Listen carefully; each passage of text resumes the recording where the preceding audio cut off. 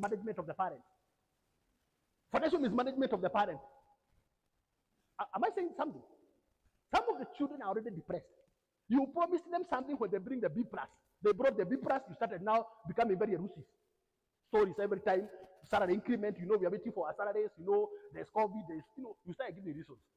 Please, if you sit down with your children and plan with them about what you want them to deliver, and they work very faithfully and they work hard, deliver your part. It's about planning. Don't promise what you're not going to deliver. You got to ask yourself at old age, what are the most common regrets of the old people? Because I sit with these people every time. What are the most common regrets of old people? Somebody that has gone through this life, has turned 60, 65, now is retired. What are the most common regrets? Let me tell you the first regret. I wish I invested for retirement. The other regret is, I wish I invested more for retirement. The other regret is, I wish somebody told me the importance of taking a medical insurance when I was younger. Because now when you get older, insurance companies are not going to give you medical insurance or life insurance. You start having fundraising every day. Kenyans are, by the way, getting tired of fundraising. And I must tell you, in case you are planning to do one in the future. You put people in a group, WhatsApp group, within 10 minutes, some have left. And some of the people that leave don't even say a word. The others who stay in the WhatsApp group, they're not lefting, but they're not contributing, they're not saying nothing. Until that group is disbanded after the function is done. The guy stayed there. He didn't contribute a sharing. He didn't even say one word. But one day, when the group is disbanded, he also now leaves. Kenyans are getting tired. These are statistics that will shock you people. Did you know that about 85% of people are living above their means? Somebody is earning half a million, but their lifestyle is of 600,000. Somebody has an income of $1 million, but his lifestyle demands are for 1.2. Somebody is earning 100,000 shillings, but the lifestyle demands are for 120,000. That's where Kenyans are. And that is normally the beginning of problems. When you're living above means, you are living above means. That you know that every month you expect 200,000, but you are budgeting for 250. You know every month you are earning 100,000, but you are budgeting for 120. So where are you getting some surplus? So there are people who are getting into debt they are not going to be able to manage in the future. Because of that, 95% of the Kenyans will get to the finish line without retirement savings. That the people who are coming to retirement, 95% of them have not adequately prepared themselves for retirement. You're retiring now, you had the best car, you had the best house, you used to go on a holiday with your family once in a year or something like that. But suddenly, you seem to be in a lot of crisis. Suddenly. Let me tell you of where I live. And there's this gentleman that I spoke to in a very quiet manner. In our estate where we live, we normally have a Christmas party. We normally have Christmas parties for the estate every year. All neighbors come together and we all congregate in one family's house. We'll eat together, we'll drink together, we'll have time for fellowship together, and that will mark the end of that year. Now, at our gate, main gate, is a notice board where people who have defaulted on service charge are written. Reverend David, Alfred Matthew, Patterson Jiro, all the people who have defaulted on their service charge, they're normally written at the gate every month. And they are written in a very conspicuous way so that people can read. They're not writing the small numbers. They make it, it's Reverend David, you're writing it in big, bold, B. Even asking, why did they have to write such big numbers for everyone to read? Now, this particular gentleman, I kept seeing his name with the wife every time. And I write there, Dr. So-and-so or Mr. So-and-so and wife. Like now you see Alfred Matthew and Joyce. Mr. and Mrs. Matthew. And they write that on the notebook. So I kept seeing the names of these two, the husband and wife, every time driving out or driving in. And I kept asking myself, how comes this couple they are always on the notice board? So on the particular day when we had the Christmas party, I was very privileged to sit next to them there. And I asked him, Mr. Jehuna, I've been seeing your name on the notice board every so often. Have you guys been traveling? Have you people been traveling? Because the only thing that occurred to me, I thought, is that maybe their names are appearing there because they're out of the country or something.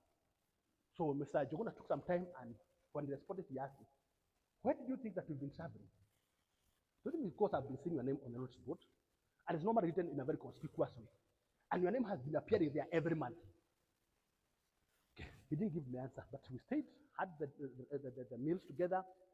But at some point, I was having some lemon water. He put me on the side and told me, Mr. Mas, come I tell you something, you are my son. Mr. Jogona is about 64, 65. Put me on the side. We stood by the grass. Although the people were still having their refreshment. I told Mr. Mas, I want to tell you something. A few years back, myself and my wife retired. My wife was a deputy principal in a school in Kirinyaga. And me, I was a banker. When we both retired, I took my retirement fund from the bank where I was working, and my wife took her retirement pension money from the school where she was working. And when we put this money together, we paid off the house. They paid off for their house. The house had a mortgage, so they decided to clear it. But at the point we cleared it, we didn't realize that we also need money for food and other things. We only paid the debt. And which is what a lot of people will do. Because you're retiring, you take all that you've been paid as a pension, you clear the debt, your wife will bring in, clear that amount. So they are now sitting on an 80 million shillings worth of a house, but they're not able to pay the bill. They've got 2 children, 2 sons. These sons had gone abroad, they did their degree, they settled there and got married. And for a lot of you that may have children out of the country, in most of the cases, they are very hesitant to come back, very hesitant. If they've gotten good jobs there, they are very hesitant. And as has become the trend of today, you know the way you drive with your wife every time to Kirinyaga to go and see your mom, you see your dad, and you do some shopping. Your wife will carry some shopping for them, some clothes for them. The children of these days are not that. They are not even asking whether dad you have eaten, mom, have you had money for salon, mom, do you have money for milk? They are saying that, can we Skype? Can we do a Zoom? You want to do a Zoom with your parents who are so broke, they have not even paid their fees. They have not even paid the service charge, and you want to do a Zoom with them. And I'm telling you what, it is surprising. The children of today are almost all the same. When I cleared Form 4, no, not even Form 4, when I cleared the university, and I was now coming to Nairobi to look for a job. The other thing my father told me, he had the way the salam and the wasalami. I can't remember my father going back to his parents, wanted to give me some money. The parents of those days didn't even have money in the first place. Pesa yake yote ni ya kulima. So hana pesa extra. So the only thing my father, when I told my father I'm coming to Nairobi to look for a job, he didn't ask whether I had fare or whether I had somewhere I was going to stay. He said, wished me well. Ukienda wenda salama na ukipata watu huku wasalamia. But how about the children of today? If your son or daughter is coming to city, how do they ask the parents to provide? You provide bus fare, you provide rent, deposit for water, deposit for electricity, data, you add a pocket money. They want everything from you. They push you to the wall. You give them everything. These children of this couple, they are abroad, but they're not sending their parents any money. They think the parents are okay. They think the parents are okay. But in the meantime, their names are appearing as a roast board. So this told me that I made one mistake. I didn't think wisely about my retirement. We are suffering. At some point, he then went ahead and told me that after we are even considering moving out of this house. We put a tenant, because now we are actually barely surviving. We put a tenant, we go and stay somewhere else, and maybe earn some rent. I gave him an opinion. You don't have to do that, Mr. Jogona. What you do, move out of the main house. Go to the guest wing. Look for a tenant to take the main house. It sounded a bit weird, but that's what they did. Today they are better. Their names are not appearing on the road. Move out of the main house. Move out of the main house. Get a tenant, you stay in the guest wing. If you do that, people will not even know that you stay in the guest wing. They will not know. But if you get out of Roresho to go to Umoja, everyone will know. You move out of Roresho to go to Kayobagi, everyone will know. And I tell you what, men have a problem. Men have a problem. If a husband and wife moved out of Roresho to Kariobangi, within 3 days, the wife has already moved on. Maisha yake inaendelea tu kawaida. She'll sort herself and move on. But for the man, he's still thinking about what are people thinking about me now that they see me in Kariobangi, now that they see me. Men are not able to recover. Most of them die in a very depressive manner. They're not able to move on. Unaona mwanaume, only because the car has been taken by auctioneers. 3 years down the line, he's still battling with blood pressure. Because the car was taken by auctioneers. You know that the day I was speaking to a lady who is now doing so well, and she was telling me, you know what? Last year my car was towed by a bank. My car was towed by the bank last year. My Toyota Corolla was towed by a bank. Now she's driving a Prado. For her, I mean, to lose that car and move on is nothing. But to a man, when a car is taken, the next minute he goes into drinking, to drugs. He does not even want to come home. He's embarrassed. I've talked about 95% of people are getting to the finish line without adequate savings. 98% cannot pay their medical bills. 98% of people cannot pay their medical bills. You get the finish line, you hoping the church will take care of you. You get the finish line, you hoping the church members will take care of you. You get the finish line, you hoping children will take care of you. What will happen if they don't? Depression. What you know about retiring people? Because I know we are many people peke yangu, at Reverend ako hapo, Peterson ako hapo, we are all headed to retirement. Even the ladies are also headed to retirement. Retiring people have got all the time. What they don't have is money. And the youthful investors, even in our midst, have got all the time until they run out of that time. I want us to go through some few statistics. Retirement in Kenya on average has been 60. There are people who take a retirement of 55, the others who go even to 65. But let's work with 60 for now. And I want you guys to tell me whether you agree with me. About 50% of retirees will sink into debt and depression after retirement. The guy had the biggest office, drove Prado, everything worked so well. But soon after retirement, most of them get depression, most of them get into debt, most of them become poor, and they start struggling. That's point number one. Point number two, most of the retirees become idlers. Most of the retirees become idlers. That you went through this life, but you never planned what you're going to be doing after retirement. Now that you found yourself there, you have nothing else to do. In fact, where I come from, they call the place Mungedo. Where men wake up in the morning, all the men wanakutana pale, in the center, the town center, wanakutana pale. Kila gari kipita, huyo ni Njoroge. Na Njoroge siku hizi hapo na pesa. Na huyo ni Maina. Kwani Maina siku hizi hana bibi? They do nothing else other than talking statistics that are not very helpful. In the place called Mungedo. They sit there, then in the evening, anakuja nyumbani, anaambia mama, I want food. Na hiyo chakula ikuwe na nyama. He has brought home nothing, but he's asking the wife to provide food with meat. About 65% of retirees deplete their pension money when they're still in good health. You've retired, you are very okay physically, even medically you are okay, but now you had 10 million in Asia. You know, a lot of retirees, when they retire, when they are given their money, for the first time your account has 10 million. For the first time the account has 15 million, 20 million. You don't even know what to do with it. So what do? They start spending. Unasikia amenunua Prado, unasikia hata amenunua bibi yake gari mpya, unasikia siku hizi holiday wako Mombasa, akienda anywhere he goes he's just dishing out money. And here down the line your pesa imeisha. And when the money is finished, all the friends that you had will run away. And now that's for now what the reality dawns on you. You are not going to be employed again. You will never be employed again. Na pesa imeisha. So what happens from there? You start depending on other people. In fact, I remember very well, I come from a place called Kipipiri. And there's this 2,000 shillings that the government gives the retired people. Two of the wazes in my village. Because the 2,000 shillings is making so much impact to their financial life, you are forced to wake up so early to be in the queue.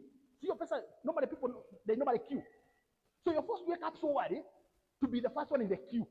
Because your pesa unaigoja sana, 2,000. So one of them there died in the queue. Because you're being forced to wake up at 5 to be in the queue at 6. So these ones are old. They're not able to withstand the cold. So what happens? You are there in the cold waiting for the 2,000. Unasikia mtu amecollapse pole pole, the next minute dead. I don't even think, by the way, just in case anyone is thinking that way, I don't think this government subsidy will be there in the next 10 years. So please don't plan on it. The other one, a lot of people are asset rich but cash poor. Asset rich but cash poor. What I mean by that is what I said earlier. You've got plots all over. Now you mtu kumwambia kuna bill ya 100,000 shillings hana. Kuna bill ya 200,000 shillings hana. There's a function in church that needs the church members to contribute. Something is coming up, maybe some to buy seats. However, he doesn't have the cash. He has the plot.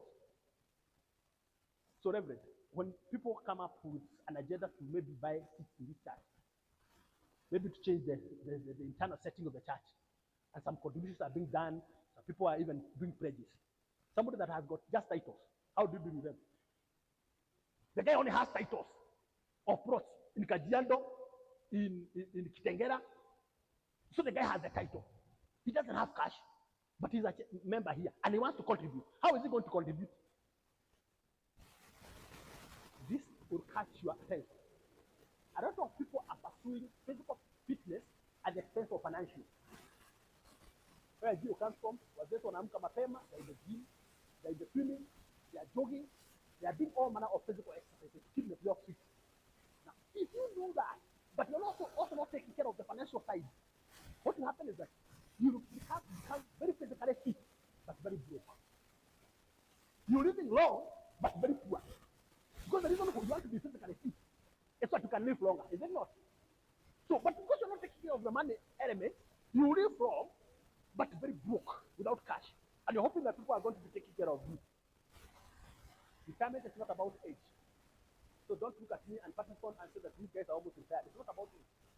At times, our retirement can be influenced by medical situations. When somebody has been diagnosed with a terminal illness, say kidney problem, heart problem, cancer, you are 40 years, 35 years, you are 42 years. If you are diagnosed with such illnesses, chances of retiring early are even higher, is it not? So retirement is not always about age. So what is retirement by definition? I want you to take it from me today. Retirement is the time you are going to give your money space to work for you. Today you're working for the money in your respective place of work. We all are working for the money. But you know what?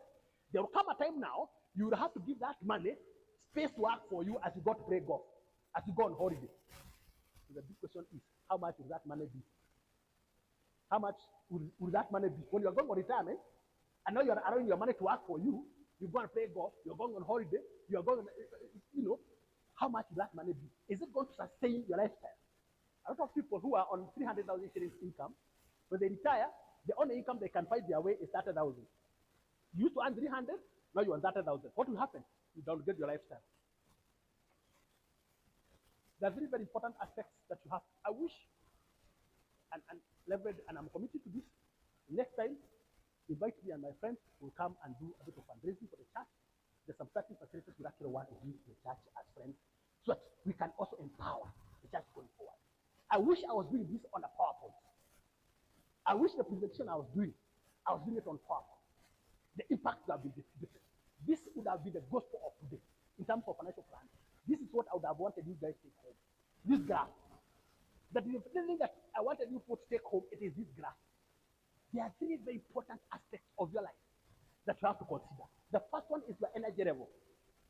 The other one is your income. And the third one is what we call the expenses. All of us will have to hit a peak one day, the peak of your energy. The peak may be at 50, it may be at 55, maybe at 60, depending on the health that God has given you. And the moment you hit your peak, the curve starts going down. When the curve starts going down, it affects your economic productivity. When the economic productivity is affected, it means that you can no longer bring to the house as much as you used to do. So now, that is the time now when your savings, which you did when you are young, start supporting you, start cushioning you. The saddest thing with a lot of people is that when you're young, you never saved, you spend. So now when you're getting old, and the energy level is coming down, you go down so fast. Can you imagine somebody who used to drive a Prado, now is a pedestrian?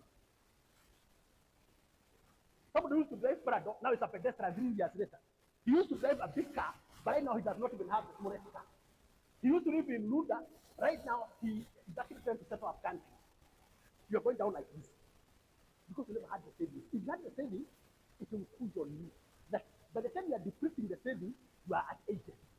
And everyone now at that point says, who is that? What's this idea? Yeah. The other element is the income. For most of the people, the growth of income is always very sluggish. Income doesn't grow very fast.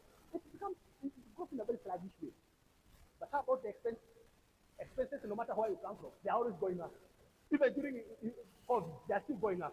Even when in fact, they are still going up. Let me tell you one of them being medical insurance.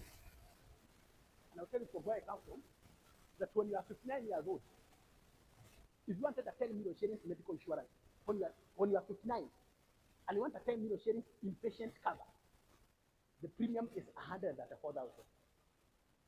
10 million shillings inpatient cover for a 59-year-old is about 134. The day you jump to 60 years old, which is a few months later, 10 million shares cover for a 60-year-old is 230,000. It becomes double when you get old. So the expenses are always going up. You realize that even as those of you that our parents are still alive, your mom cannot stay around today. She can't stay around today. She needs somebody to be with her. When she was younger, I mean, those things didn't matter. I'm now looking at my mom. My mom is just standing about 70, just about 70 something, 75, 76. Now she has got somebody who is helping her to cook, and the shaba boy who is helping her to do stuff out there. But when she was young, she was doing all these things for herself. So what you're saying is that now there are new bills because of her age. And that is the same case with all of us. Please, can you take this opportunity to build your savings for old age? I'll try and do this very, very quickly. Let's finish up. What do we need to do, even as a church, to rewrite our narrative? The first thing is to understand your money personality. The first thing is to understand your money personality. Church, I want to tell you there are 4 money personalities. 4 money personalities. The first personality is a spender. Is a spender. The second personality is a dreamer. The third personality is a saver. And the fourth personality is an investor. So what's the difference between all these people? Let me talk about the spender. A spender is this type of a person who will spend the last shilling on things that only give them gratification. Instant joy. This guy will use a credit card, will use their debit card, they will take loans, they'll borrow from friends, they'll borrow from relatives, they'll borrow from everyone. And the reason they are borrowing is not because they had emergencies, not because they had needs, but because they want to maintain a certain social class. Really, as a church, how can you swipe a credit card to take your family to Zanzibar for holiday? You ask yourself that question. How can you take a debt to take your family to Zanzibar on a holiday? You never saved for it. How can you swipe a credit card, or you take a loan with a circle, or you take a loan from a friend, or you take a loan from a bank to take your family to Zanzibar on a holiday? And the only other thing you want to do when you are there, take photos, take videos, say to your friends, we have also made it, we are in Zanzibar, we are very happy. Then when you come back from Zanzibar, a debt of 1 million is staring at you like this. Debt. Now you're asking yourself, do I pay the debt or do I pay the school fees? And some of these people who are doing that, those especially that are paying rent where they are, you've not even paid your landlord. And your landlord is seeing on the social media that you're in Dubai. You've not even paid his rent. I'm talking about the spenders. I know there's people here who have houses which have tenants. Can you imagine you, as a church elder, you are seeing your tenant is in Dubai with his family, sending photos and videos, but they have not yet paid rent. What does this make you feel? I'm talking about spenders. Spenders don't care about anything. They keep changing their mobile numbers because they owe too many people. Let me go to the second category. They are called the dreamers. So who are the dreamers? They're the guys I talked about earlier, who will be saying, I want to take my children to St. Andrew's School. My children have to go to Brook House. I want to build a 5-bedroom house. It will have a swimming pool. It will have jacuzzi. I will have 4 or 5 carports. You know, you've got the big things to talk about. We'll be going to US for holiday. You have the big things to talk about.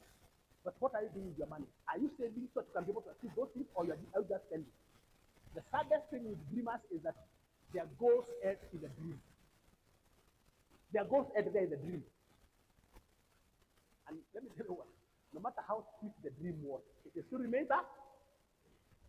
No matter how sweet the dream was, it still remains up.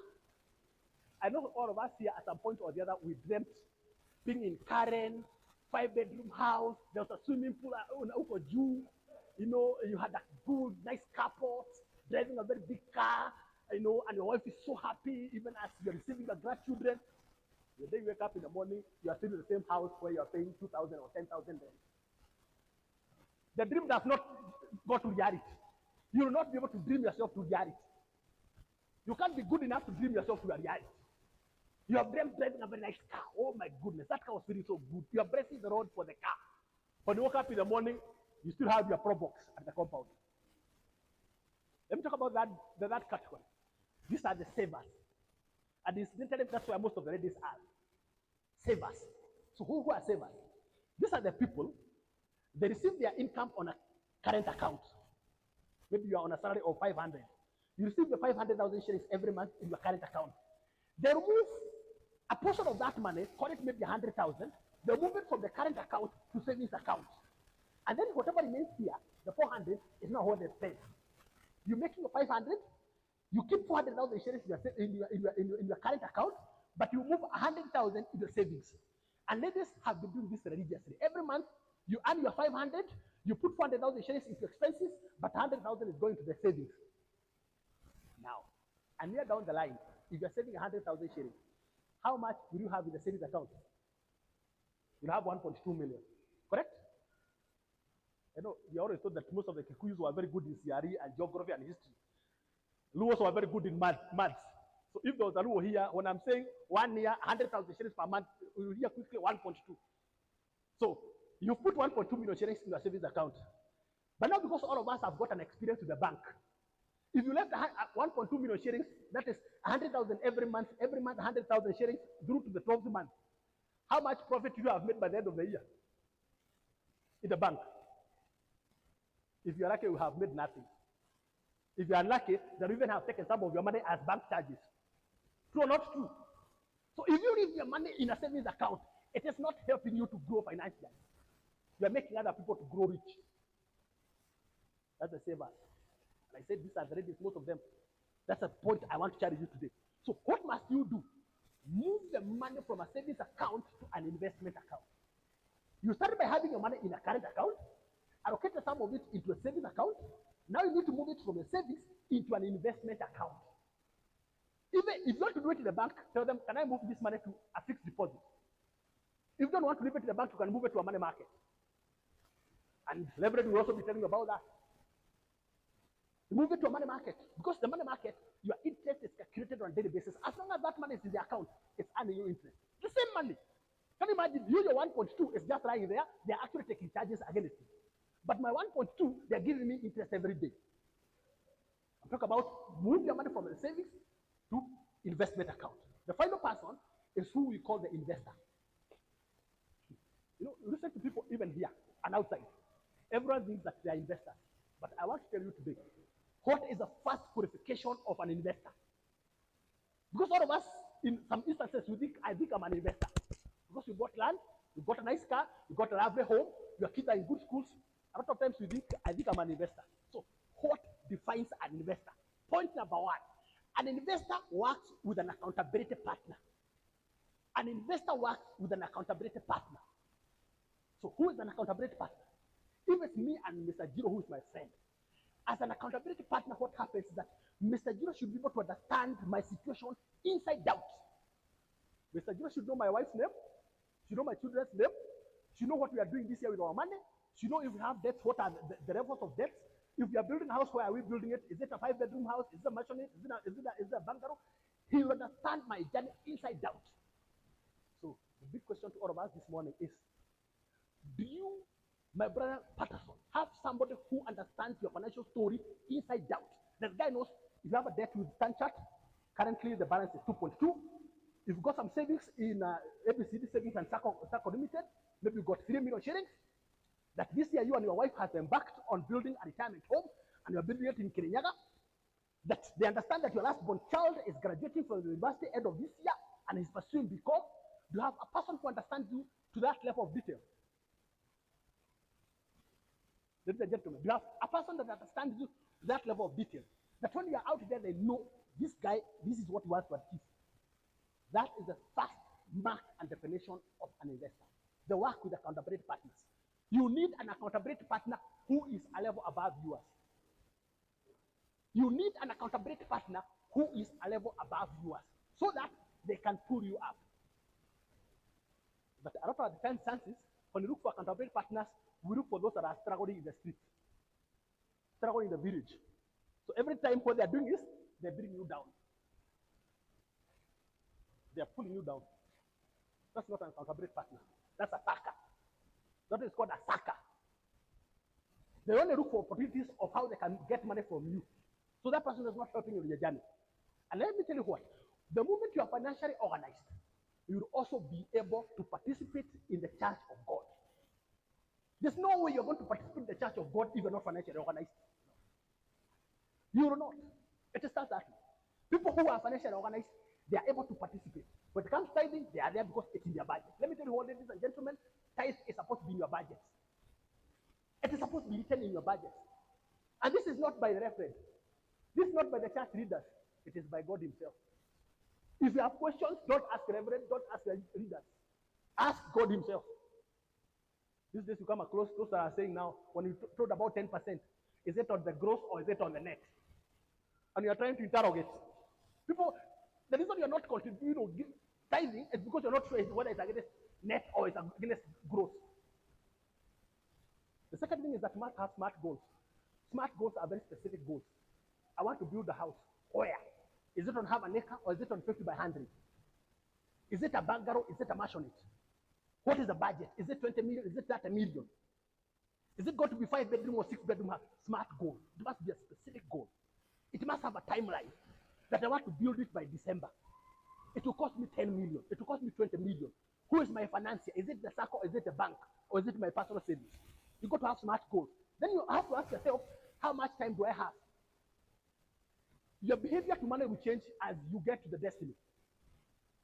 And what I'm saying by this, Patterson, the way we are dealing with our money today, me and you, because we are just about age, it's different from the way we did 10 years ago. Right now, we may be maybe some 4 years to retirement, 5 years to retirement.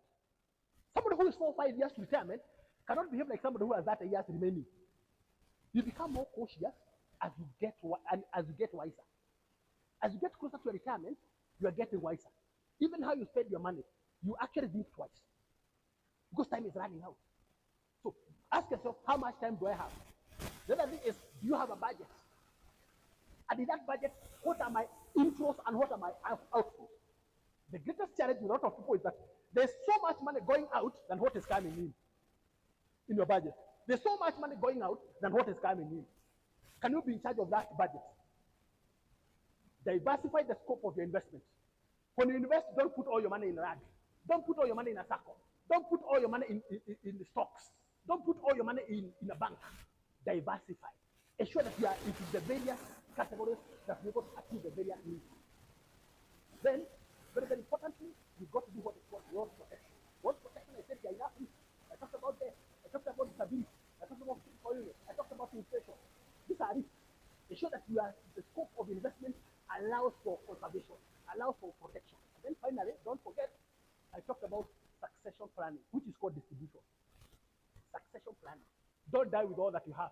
Let it to your people. Let it to your children. Let it to your spouse. Let them not be running about these things when you are gone. Speak with them. Sit with them and tell them. Let them understand your story. Succession planning.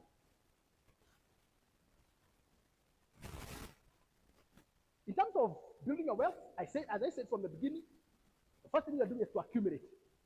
Accumulating, you can accumulate in many ways. You can do it contractually or non-contractually. So what is a contractual arrangement? It's like what I did with Mr. Giro, what I've done with Leverett, and what I've done with Mary.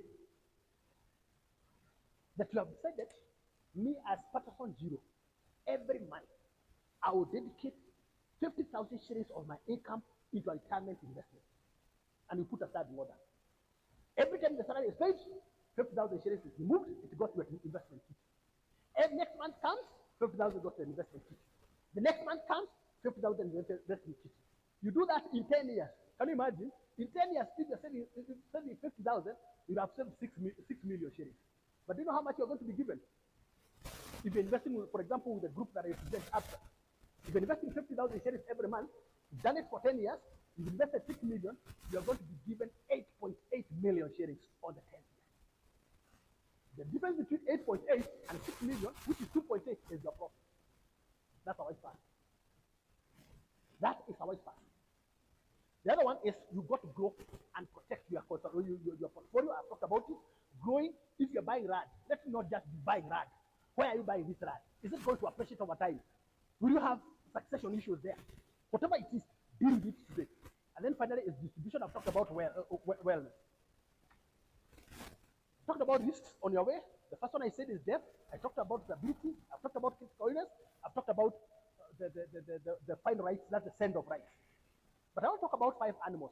And these are the 5 animals. How I wish I had the PowerPoint here because this would have come out so clearly, but I'm sure we're going to get there. The 5 animals. There's a lesson I want to share with all of you about these 5 animals. There's some money management skills from these 5 animals. The same animals that you know. And I'll start off with the first animal is called the lion. The lion. A male mature lion is my equivalent in physical size. When it comes to eating, a male mature lion can eat 30 kilos of meat. Alfred Madu, who is an equivalent of the lion in physical size, can hardly clear 1 kilo of meat. I said that we are the same size physically, but a lion can eat 30 kilos of meat. Alfred Madu will not be able to finish 1 kilo. So what's the difference between Madu and a lion? When it comes to eating, lions don't play games. They eat to their fill because they're never sure of their next meal. But a man, Alfred Madu here, on an empty stomach, when I'm eating, I'll still be very busy on the phone, doing other things because you know, after all, a gentleman called Warren Buffett, who is one of the wealthiest in the world, he's clustered the top 10 wealthiest, says that, and this is what I want you to take home. We should be spending the balance of investment. We should be spending the balance of investment. When you make money, invest first, spend the balance. When you make money, invest first, spend the balance. We should be spending the balance of investment. But you remember what I said earlier? When you make your money, what do you do first? What do you do first? You have to give. When you make your money, the first step, give. But the question is, give to who? Give to who? To God himself, through his service.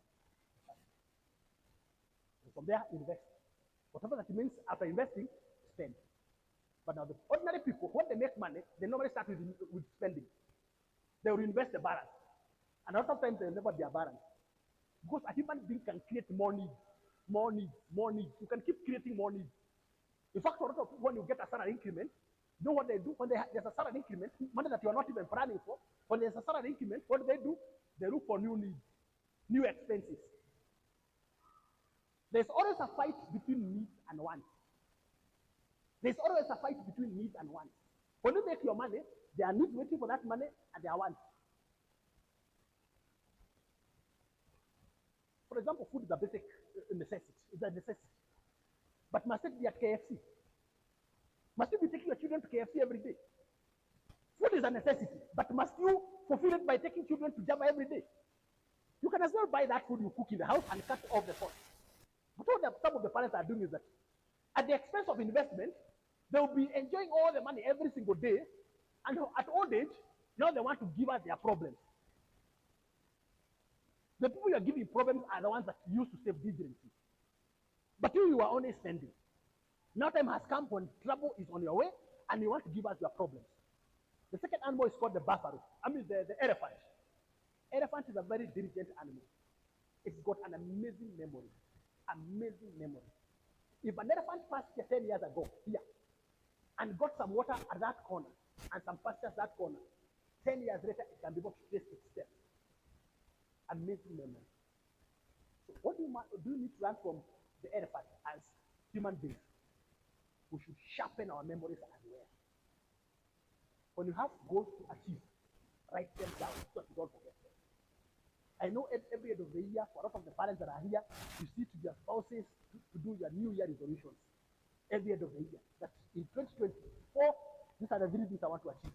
In 2025, these are the 5 things I want to achieve. But let me tell you the greatest weakness of human beings. We are very forgetful. In fact, most of us, the memory is not good. In fact, we are even told that most of us don't have memory. Because as soon as you say this in December, January comes, you've forgotten all the things that you had decided to do. You have forgotten them. You had wanted to start an investment for retirement. You had wanted to start an investment for your child. You had wanted to start an investment in a chama. All of a sudden, you've forgotten. Elephant has such memory that it doesn't forget. Next animal is the buffalo. Buffalo. I want to tell you about the buffalo. The buffalo knows one thing. There's only one survival mechanism. And the mechanism is stay with the rest. When buffaloes are walking and they are feeding, they are grazing, they go together. They all go together. Buffaloes, they all go together.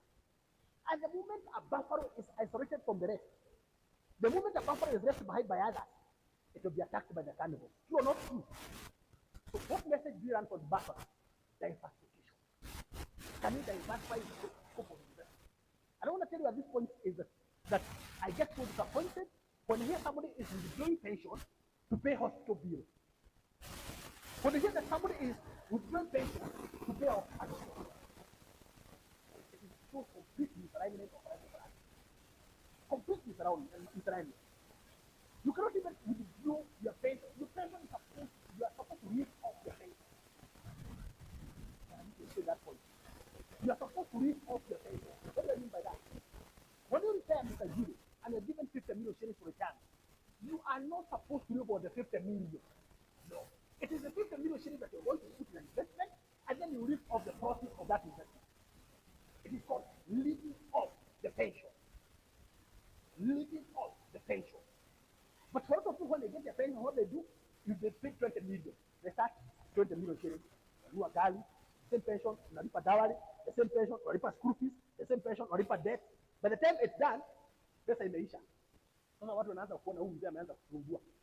Huyu sasa anaanza kusumbua. And the men that I know, most of them, when the pension, they run out of pension, they start becoming violent. A lot of men, when they run out of pension, they start becoming violent. They start speaking language that people are not understanding. And they are wondering why your ears have a problem. They are wondering why you have a problem hearing what they are saying. When he asks for, because you've depleted your savings, so a certain body language should tell us that you want food. He should not say to the mouth that he wants food. You should read the mood. You know, when he had the pension, it was easy to understand. But all of a sudden, when the pension is over, they're hoping you interpret the body language. That when he's not talking a lot, it means he needs tea.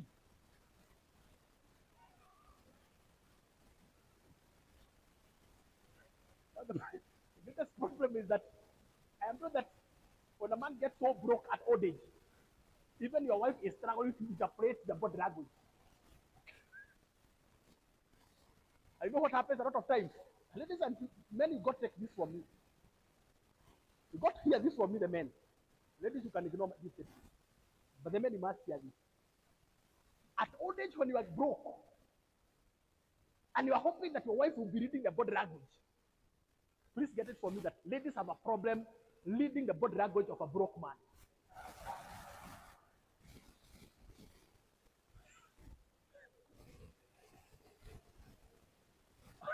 I want you to hear that from me, so that it's not told to you by somebody else. Ladies have a problem of interpreting the body language of a broke man. So what do? They bring the children. This case, I'm not understanding what your dad is telling me. The lady can no longer understand the body language. So what they do, they invite the children to cross-monitor you.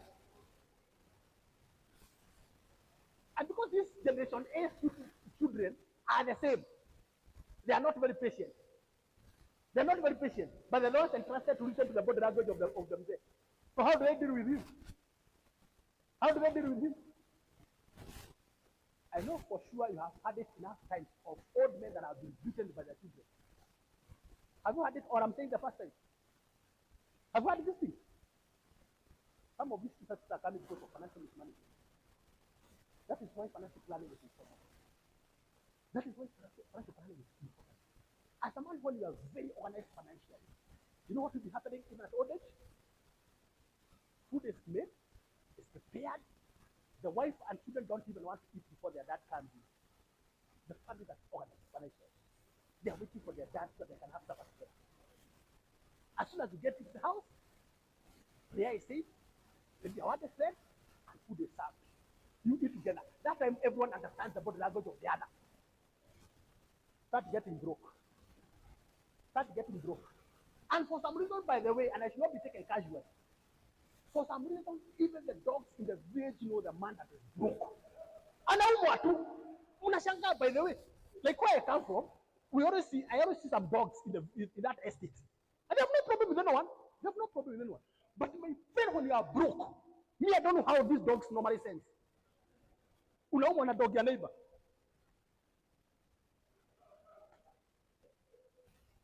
The next animal is the leopard.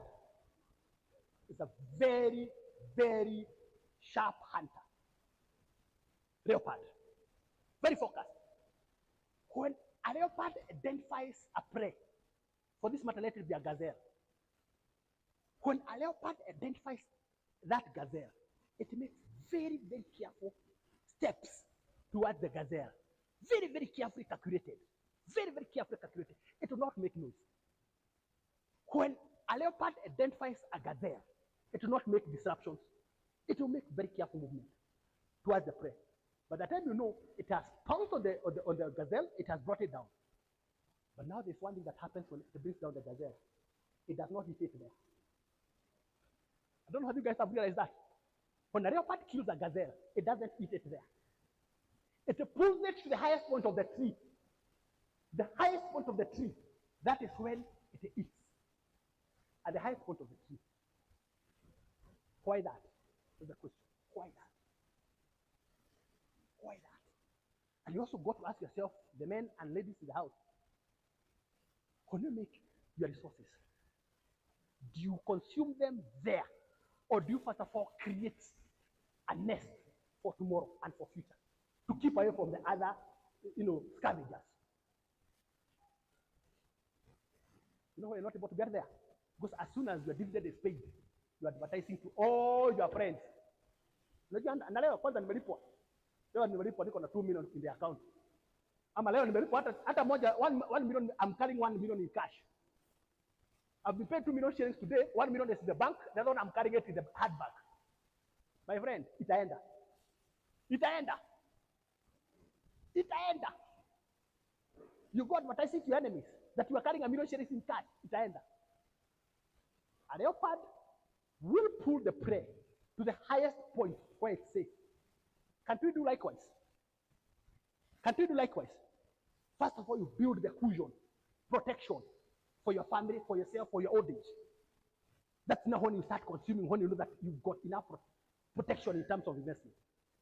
The final animal is what we call the rhino, kifaru. Rhino, the moment you approach a rhino, it charges towards you immediately. Kifaru doesn't run away. It will charge towards you. All of us have got threats. Your threats could be peer pressure. Your threat could be working without a budget. Your threat could be procrastination. Your threat could be overspending. Whatever your threat, can you deal with it? For you to be able to make some milestones in your financial journey, you got to deal with the current bottlenecks. You got to deal with the current threats. For Kifaru to survive, it does away with all the threats around it. It remains alone. It doesn't want the threats around it. So even you guys got to deal with the threats on your part. I think I've got a few just to finish up. And I want to talk about who is eating your money. Who is eating your money? Joyce, who is eating your money? I'm sure I'm not the one. Let me tell you what is eating your money today. Inflation. Inflation is eating your money quietly. If you kept 100,000 shillings under the mattress over a period of 20 years, in a situation where inflation is at 10%, the purchasing power of the 100,000 shillings will be progressively reduced to 14,800. Let me repeat. If you keep 100,000 shillings under the mattress here, I mean, I don't mean necessarily in the bedroom, no. I mean environment where that money is not invested. Even keeping it in the house, that money is not invested. 100,000 shillings, keep it in the house where it's not invested. Over a period of 20 years, when the inflation average is 10%, every year, the purchasing power of that money will reduce. 20 years down the line, its purchasing power will be 14,800. What you could have bought with that money today, in the next 20 years, it will not even be close to buying it. The purchasing power. Let's ask for ourselves. 5 years ago, how much was sugar costing? 2 kgs. Ladies, I'm sure you have the figures better than me. 5 years ago, how much was 2 kg of sugar costing? Yeah? They say about 130. 130 there. How much is sugar costing today?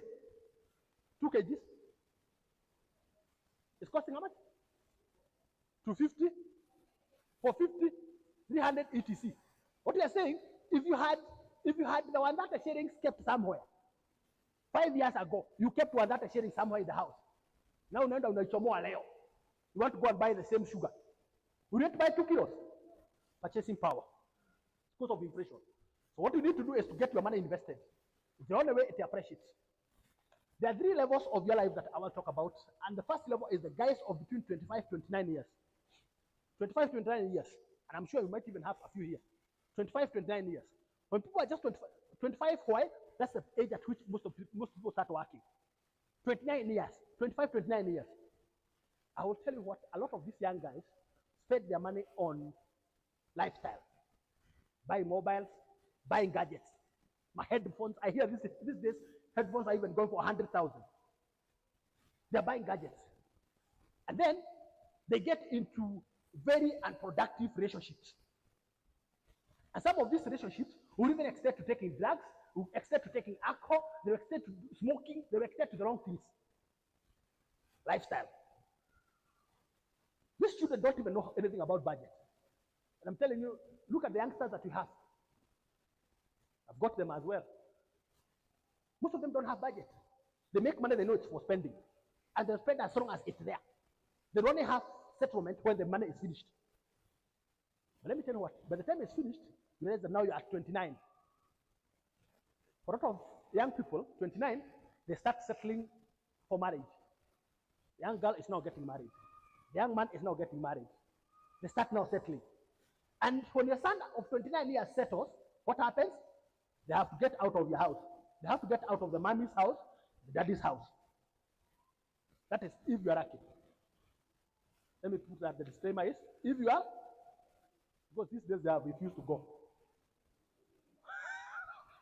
These days they have refused to go. These days they are getting 29. The mother is asleep, the father is asleep, and they still come to knock the bell. Mom, please, can you open for me? You open. Mom, is there food? Can you imagine a 29-year-old is the one asking the mom to pray? Mom, you can't even make for me tea. Mom, you can't make for me even the basic food. These days they don't want to go out of the house. So if you are lucky, they'll move out. So let's assume now the young man or the lady gets out. They go into an environment now where they start paying bills. Previously, they're not paying bills because they were staying with the parents. So the food, electricity, water, everything was provided. Suddenly, they find themselves in a situation where they have to pay bills. There's a house rent, there is electricity, there is water, and everything. And because we are used to a certain lifestyle of spending, it becomes difficult for them to navigate. You are earning 50,000, 70,000, but there are bills to be paid, and you're not used to paying bills when you stay with your parents. So what a lot of them do is that they'll spend the money first of all, and they start going to debt. Some of the parents would confess, maybe even here, that they have had to be paying some of the debts of their children. You're hearing that your son's house has been locked. You know, at times it brings you down because you know you've brought your son well, your daughter well, and in as much as you know about their character, they were the good child. But suddenly you are told that his house is locked, and he's still working, and he's still being paid. But where the money is going, you have no clue. They're just spending, and they start borrowing money now for survival. And they borrow from their uncles, they borrow from their aunties, they borrow from Mshwari, they borrow from everyone. You get yourself in that kind of a situation. Let me now tell you what happened. At the age of 40, that child will be what we call the midlife crisis. Real midlife crisis. That for the guy to sleep, he can only sleep when he's drunk. He can't sleep when he's sober. He can only sleep if he's drunk. They go into drugs, they go into alcohol. I want to show you what financial mismanagement is all about. Now he gets married. I'm told the young men of these days, which is unlike our time. The men of these days, the young men of these days, when they get married, the wife is the sponsor. I don't know whether you guys where you come from, whether these things are happening. The car owned by the two is owned by the girl. She's the one who took a car loan. The house where they are living, Mr. Jill, when he got married, it is the lady, Mrs. Jill, who moved from her house to US through the church ceremony. But no, the other way around. You know, these days, with their shoulders very high, the young men are walking to the girl's house and they get married. I don't know whether this is true. These days, it is the man who is carrying his briefcase and his staffs to the girl's house and he settles there for marriage. And he says, this is my wife. He's the one who has moved into the girl's house. Because where he was living, he has not even paid rent. In fact, anaacha kama nyumba imefungwa. He will buy clothes on the way. I have had sittings with young ladies, and some of the situations that I have listened are very depressing. You get married in such a disorganized way. These people will not even tell their parents. By the time you know a child has been born or two, and the man is not responsible, he's all over the place with other young men enjoying his life. The girl is left with the entire burden, and the situation gets even bad by the day. Bad by the day. There's a lot of disorganization with some of the children. And it starts with money. If somebody is not able to manage money, and I repeat, if somebody is not able to manage money, they will never manage the marriage. It is that simple. If he cannot manage money, he will not manage a wife. And that's the reason why we must call our children every time, have a sitting with them, maybe over dinner, supper, talk to them, let them understand some of these things. Because if you don't make them understand now, they'll bring you shame. If you're a church elder, if you're a senior member of the church, and your children are going to embarrass you if you don't talk to them about money. At times with my wife just here, she gets surprised that I want to have my sitting of my son, and he will come with the wife. I want my other son to also come with his wife, so we can have a discussion of money. What are you guys doing with your money? Are you saving or you're just eating? Are you just going out for dinner? Have you taken a small investment for the baby? These are the things I'm telling them. And at some point, even my wife was feeling like I'm pushing my son too much. But if you don't do that, you know what will happen? A certain culture will be formed, which will be difficult to get rid of at some point. If you don't get them to commit their money into savings now and start looking at their life 10 years ahead, what will happen is that they go into a spending culture which will be difficult to abandon. I know when they divorce, they come back to you. When your daughter is sent away, she will come back to you. When your son is sent away, because the sons are being sent away. Nasikia unaona kijana wako amekuja na briefcase. You thinking that he's coming for a visit. And you ask him, how come you come with your son? Kwani mama umemwacha wapi? Kumbe amefukuzwa, kijana amefukuzwa. Please, can you talk to your sons and daughters about money? We never had the privilege of talking about money with our parents, but now that times have changed, let us be deliberate on financial matters, talk to our children, talk to our sons, talk to our daughters, so they can become better. I've got two twin daughters who are in campus, and they discovered something. I want to tell you this. I've got two daughters, they're in campus, both of them, and they are twins. I discovered something. The needs of girls can never be measured. Every day they are asking for this, they're asking for that. But it became wiser by the day. Put their money in a money market account and show them how to withdraw. Put for them the money market for their own spending. Put it there, show them how to withdraw, and then tell them every end of the year, I want you guys to come with a statement of the account. Whoever will have a better balance, I'll reward them. Whoever will have a better balance, I'll reward you. My friend, let me tell you what. So we had this last year in December. I was with my family now. We had gone out somewhere in Naivasha and had told my girls, please, as you're coming, ensure that you come with your statement. We need to see how much is in your money market account. Where, my friend? They are now competing on saving rather than spending. Now, this is what I got from one of my daughters. You know, she put in a hairstyle which I didn't understand. Later on, she told me that, Dad, this is what they call rocks. This is what they call rocks. I know the young ladies here, they understand rocks. This is what they call rocks. So I asked my daughter, so why do you put on rocks? You know what she told me? Because that if I put rocks, I don't need to go to the salon in the next 3 months. Now she's cutting her expenses. So that she can save, because she knows at the end of the year, I will reward. What are you doing with your sons and daughters? Other than telling them to buy mobiles. A perfect example of what is happening with your children is here. And I want to show you to Mr. Jiro. This is what is happening with our sons and daughters. Your son is on a salary of 200,000. Net of tax today will come to about 147,000.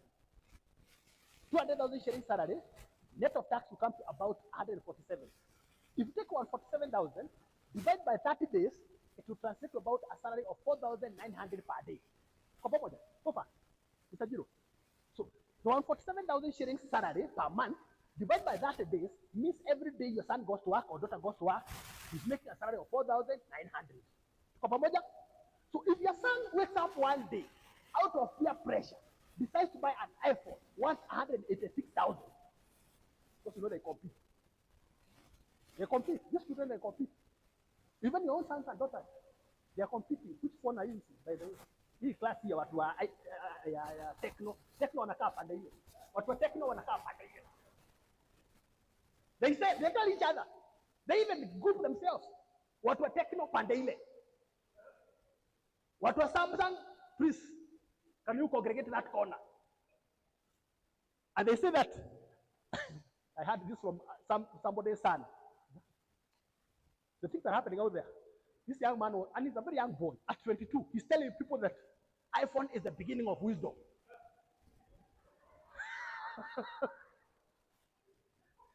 Maybe this is your son. That iPhone is the beginning of wisdom. So he said, what were iPhone to put on the pandai? What were iPhone? So because when they are competing, what happens is that your son, under that peer pressure, decides to go for an iPhone. The iPhone is going for 189,000 shillings. Now, I take you back a bit. We said your son is earning 200. Net of tax is coming to 147. On the daily income, it is 147,000 divided by 30 days. And that's why you say that the daily income is 4,900. Now, that's the amount your son is making every day he goes to work. If he decides to buy an iPhone worth 189,000 shillings, it means that boy will spend 38 days of hard work buying an iPhone. Assuming there are no other expenses, he will spend 38 days of hard work buying an iPhone. But of course, because there is food, there is shelter, there is transport, there is everything else, it means for the next 1 year, your son is going to be financially unstable because of a gadget. And when they come to their mothers and fathers, they are like, wow, my son has bought an iPhone. That's what the mothers, that's what they say. They even come to brag to the fathers. Hey, Daddy, you know, our son is becoming very responsible. He's just bought himself an iPhone. He didn't even disturb us. He bought himself an iPhone. I'm winding up, and I want to say this. We talk about retirement as part of the parting shot. Have you ever thought about your retirement? What is your current relationship with your money? What is your current relationship with money?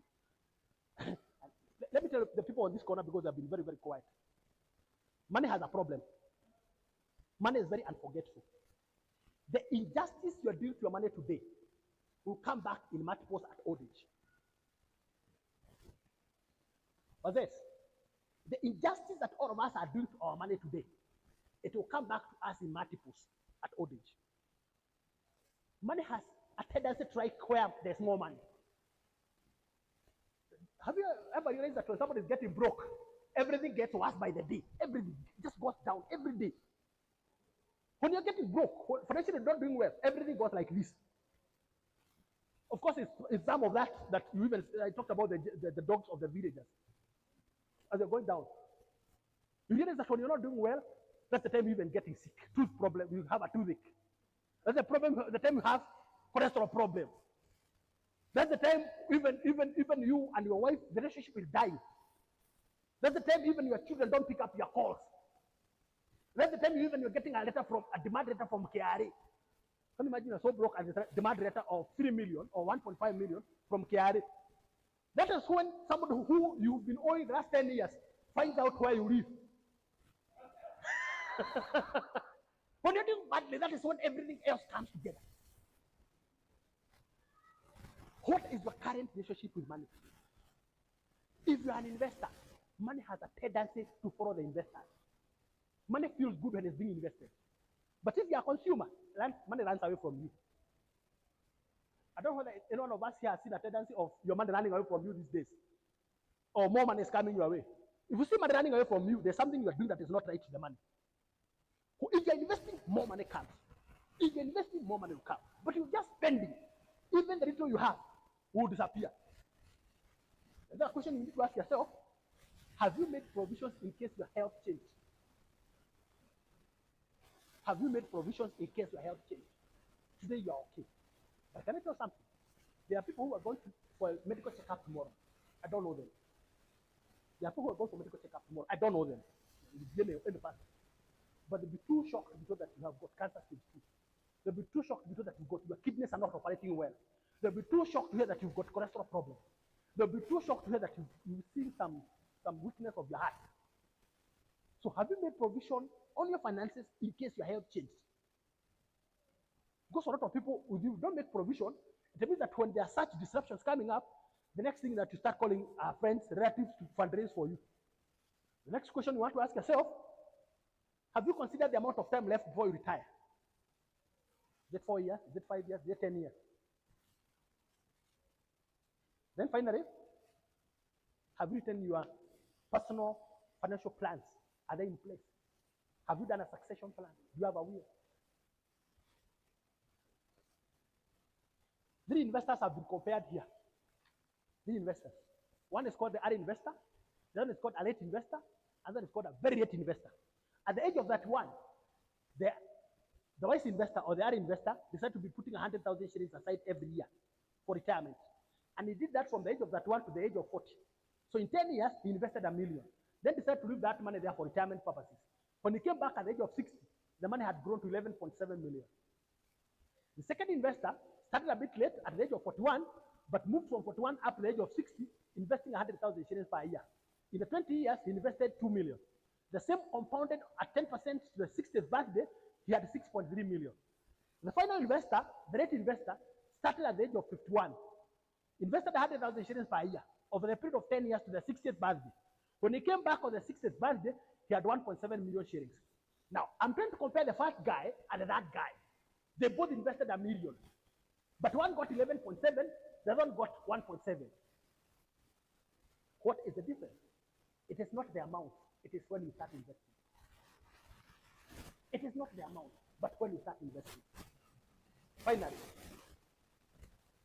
and this is now the last. These are facts. After I read these facts, I'll just sit down. Sorry for being a boring presenter. But I'm just going to read these facts, and once I'm done with the facts, I'll sit down with a lot of appreciation of your time. The first fact: obstacles and excuses are what we see when we move our eyes off the goal. Obstacles and excuses are what we see when we move our eyes off the goal. You and your wife decided you want to buy a plot where we want to put up a house. And that was agreed upon. But when you left the house, went out there and met friends, they started convincing you why that's not a good idea. When you come home, you meet your wife who is still innocently waiting for the kickoff of the project. Now you start talking about facts that are killing that goal. You know, even so and so they tried, but they failed. Even so and so they tried, now they are stuck. Even so and so they tried, now they are not even able to finish. You start looking for excuses why you don't want to execute. So excuses and obstacles are what you see when you move your eyes off the goal. Fact number 2, you cannot dream yourself to reality. And I said it earlier. Regardless of the type of dream, when you dreamt it, it doesn't matter where you are. Whether you are here in South Africa, the dream is a dream, and it will end in a dream. You will never be able to dream yourself to reality. Even if you dreamt to be the best car, you will still have your same old car when you wake up in the morning. The other one, nothing great is achieved suddenly. Nothing great is achieved suddenly. It takes discipline, it takes focus, and it takes time. Those 3 things have to go together. Rome was never created in a day. Rome was not created in a day. Neither is this church. This church was not created in a day. It was not done in a day. Even the Nairobi itself was not created in a day. Rome was also not created in a day. It takes time, it takes focus, and very importantly, it takes what? Discipline. I want to talk about that element of discipline. There's this couple in Westlands. The husband knows so well that he's not very good in money matters. I'm talking about discipline. The husband knows well that he's not very good disciplined on money matters. He can spend. So he decided that because we got our son going to university next year, I will start putting money aside, but I will be giving it to my wife to put it in the account. Our son is going to university next year. And this is our firstborn. This is the pace setter for the other children. Because I am a spender and don't want to be spending money with men out there, anytime I have money, I'll be giving it to my wife so that she can put it in her account for us to save towards the education of our son. And they continued that way. Let me tell you what happened along the way. These were the times of DESI. Have you guys heard about DESI? Have you guys heard about pyramid scheme? So it was during that time. So what happened is that this lady, in one of the friendships with her friends, there's one of them who talked about this DESI investment program where people are putting money overnight. The next day it's double. You put 100,000 shillings 1 week, when you come for it, it's 200. You put 200,000 shillings, after 14 days, you come in for 400. And this lady was like, wow, sounds very good. The money that my husband has been put in my account, it's about time for me to double it. Secretary. I will double it secretary. So, of course, with the advice of our friends, the first amount she took was 150,000. And as I said, all of us have got dream busters. You guys know dream busters? The guys that are showing that you're not going to achieve your goals. What happened is that you've already advertised to your friends that, you know, my account has got 700,000 shillings for educating our son next year. But I'm only taking 150. You've already told your friends that you have 700. And these are the same dream busters. They're the ones in the desk, the other side, but you don't know. So you've already told them that you've got 700. But now you just take 150, you give it 2 weeks, you see whether it's going to double. These people are very smart. They're very smart. They're ahead of you.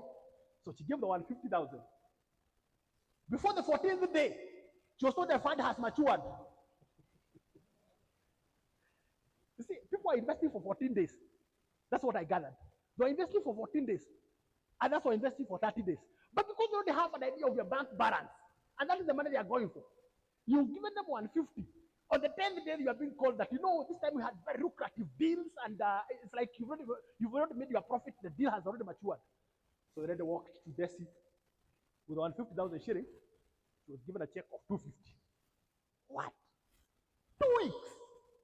I've made 100. 2 weeks. The temptation, the greed of the human being came in. I am making 100,000 in 2 weeks out of 150. Okay, let me give it a better shot now. This time I'm returning 350. Wacha tuone itakuwa namna gani. But don't forget your dream busters have your bank balance. They're very wise. They have given you the money. They're not even asking you to reinvest. No, they know you are greedy. They have it in their heart. You are greedy. They'll give you 250. They won't talk it too, but they know. They know Tarudi too. When she came back, she came with 350. Give them 350. Congratulations for coming back. Yeah, we're happy to have you back. Invested. I'll tell you what. On the 10th day, another call. You know, the deals of this week have been very smart. You've made good profit. Please can you come for your money? And that's back to the Desi offices. Nambua, your payment is here. 500,000 shillings check. Let me tell you what, ladies and gentlemen. They are coming for the last shilling. The day she got now 100% confidence that this deal was working well, she came with the 700,000 and all the profits she had done over the 3 months. She brought everything. She ended up putting about 975,000. That's what she put on a Thursday afternoon. It was about 3 o'clock. She was last seen wearing a white top and a black trousers. Let me tell you what. In less than 24 hours, Desi had closed shop and had left. In less than 24 hours, Desi had closed shop and had left. Now, let's go back. What was the purpose of this money? For who? Not just a son. Can you say his firstborn son? And I had said, is the pace setter. Every other child in the family is looking at this one, who akipita hata si tuko nyuma yake. And mzee, because he knows he's a spender, he had put all the money in the wife's account. Because wives will be more disciplined.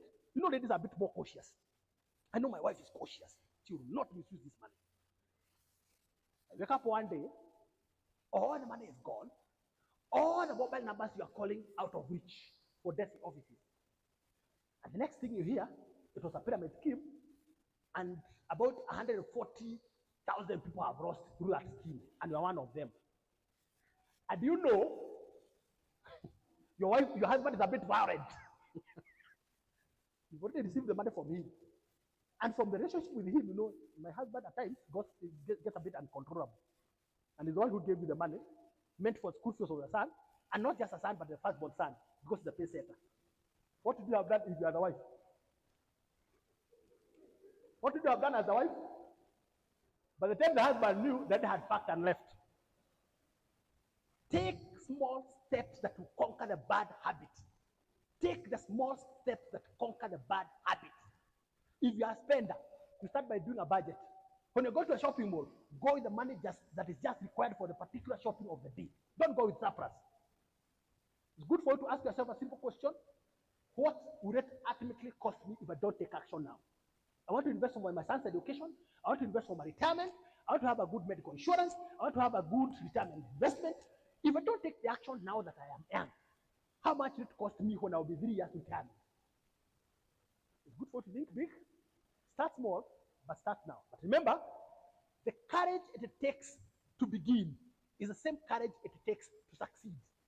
The courage it takes to begin is the same courage it takes to succeed. And this is what a lot of times differentiates the achievers from the losers. Ladies and gentlemen, I bring my presentation to an end at that particular point with a lot of thanks and humility, and I'm thankful to have been given this chance by you, Leverage, David, and Mrs.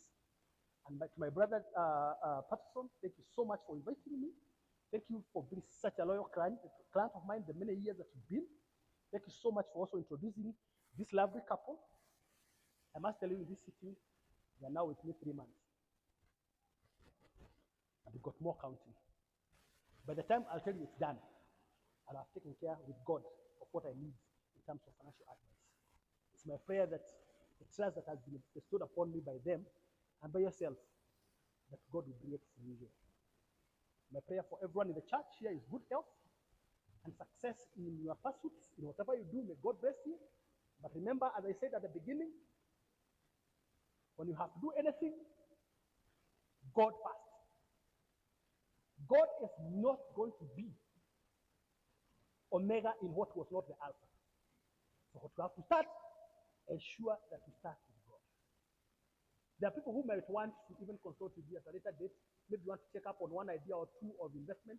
Maybe you can take my number. Feel free to take my number, 0722 310 584. I repeat, my personal number is 0722 310 584. You can always consult with me on any area of finance, any area of investment, any area of investing for your children, any area for emergency funding, any area that you feel you need to be supported in terms of financial ideas that will get you propelled upwards, so that one day, when you're out of this space, you have done enough for yourself, you have done enough for your children, and you have done enough for your children's children. And that is the Bible. God wants you to make enough for yourself, enough for your children, enough for your children's children. That is the biblical calling. May God bless you. It was a nice having you guys here with me, and I'm looking forward to even interact with you in the years to come. As I said, Pastor, I'm available. I now need to come with a few of my friends who actually want to support the church. Thank you so much.